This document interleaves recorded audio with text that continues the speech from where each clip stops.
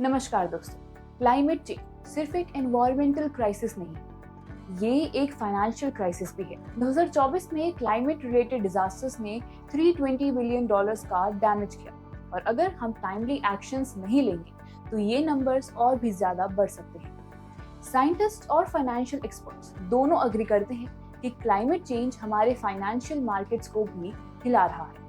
अब सवाल ये है कि क्या ग्रीन फाइनेंस हमें इस रिस्क से बचा सकता है? क्या नए फाइनेंशियल इंस्ट्रूमेंट्स और इन्वेस्टमेंट मॉडल हमें एक सस्टेनेबल इकोनॉमी की तरफ ले जा सकते हैं? चलिए समझते हैं ग्रीन फाइनेंस का बढ़ता रोल, चैलेंजेस और नए इनोवेशंस। आज की वीडियो में हम डिस्कस करेंगे क्लाइमेट चेंज का फाइनेंशियल मार्केट्स पर इम्पैक्ट, ग्रीन फाइनेंस का रोल और उसकी नेसेसिटी, नए ग्रीन फाइनेंशियल इंस्ट्रूमेंट्स जो सस्टेनेबिलिटी को सपोर्ट कर रहे हैं, ग्रीन फाइनेंस की चैलेंजेस और उनको ओवरकम करने के सॉल्यूशंस, और कैसे हमारी ग्लोबल इकोनॉमी क्लाइमेट रेजिलियंस को इंश्योर कर सकती है। दोस्तों, क्लाइमेट चेंज सिर्फ एनवायरनमेंट का नहीं बल्कि फाइनेंशियल वर्ल्ड का भी सबसे बड़ा चैलेंज बन गया है। इंफ्रास्ट्रक्चर फेल हो रहा है, क्रॉप्स डिस्ट्रॉय हो रही हैं और हर साल नेचुरल डिजास्टर्स की वजह से ट्रिलियंस का लॉस हो रहा है। वर्ल्ड बैंक का कहना है कि 2030 तक क्लाइमेट चेंज 132 मिलियन लोगों को गरीबी में ढकेल सकता है। इसके अलावा फॉसिल फ्यूल इंडस्ट्रीज और कार्बन इंटेंसिव कंपनीज के $1.4 ट्रिलियन के एसेट्स 2036 तक वर्थलेस हो सकते हैं। समझने की बात यह है कि क्लाइमेट चेंज अब सिर्फ एक इकोलॉजिकल कंसर्न नहीं, ये फाइनेंशियल इंस्टीट्यूशंस के लिए एक एक्सिस्टेंशियल थ्रेट बन चुका है। 2023 में सिर्फ कैलिफोर्निया के वाइल्ड फायर्स और फ्लड्स ने $50 बिलियन का डैमेज किया, जो इंश्योरेंस कंपनीज और लोकल इकोनॉमीज के लिए एक बड़ा झटका था। इसी तरीके से 2022 के पाकिस्तान फ्लड्स ने $40 बिलियन का इंफ्रास्ट्रक्चर तबाह कर दिया, जिसका इम्पैक्ट अभी तक इकोनॉमी महसूस कर रही है। राइजिंग सी लेवल्स भी एक बड़ा थ्रेट बन रहा है, जिसमें न्यूयॉर्क, शंघाई और मुंबई जैसे बड़े फाइनेंशियल हब्स को रिस्क है। अब सवाल ये है कि सॉल्यूशन क्या है? जवाब है ग्रीन फाइनेंस।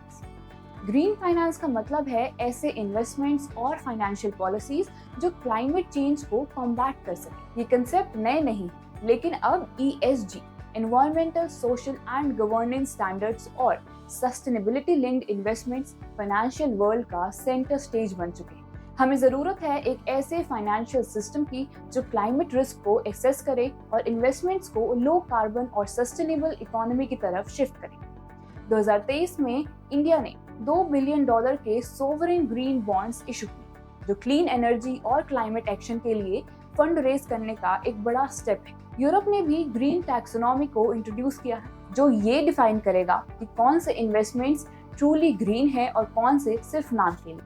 वहीं US SEC, securities and exchange commission ने मैंडेटरी क्लाइमेट रिस्क डिस्क्लोजर्स को प्रपोज किया है, ताकि कंपनीज अपने एनवायरमेंटल इम्पैक्ट को इन्वेस्टर्स के सामने क्लियरली प्रेजेंट करें। साथ ही फाइनेंशियल वर्ल्ड नए टूल्स डेवलप कर रहा है ताकि ग्रीन फाइनेंस को और स्केल किया जा सके। ब्लॉकचेन और AI बेस्ड फाइनेंशियल मॉडलिंग भी ग्रीन फाइनेंस ट्रांजैक्शंस को ट्रांसपेरेंट और एफिशिएंट बना रहा है। ग्लोबल एनवायरनमेंट फैसिलिटी ने $1 billion public private partnerships fund किए हैं, जो कि क्लाइमेट एक्शन प्रोजेक्ट्स को एक्सेलरेट कर रहे हैं। साउथ अफ्रीका का just energy transition partnership JETP भी एक मेजर इनिशिएटिव है, जिसने $8.5 बिलियन मोबिलाइज किए हैं कोल ट्रांजिशन को सपोर्ट करने के लिए।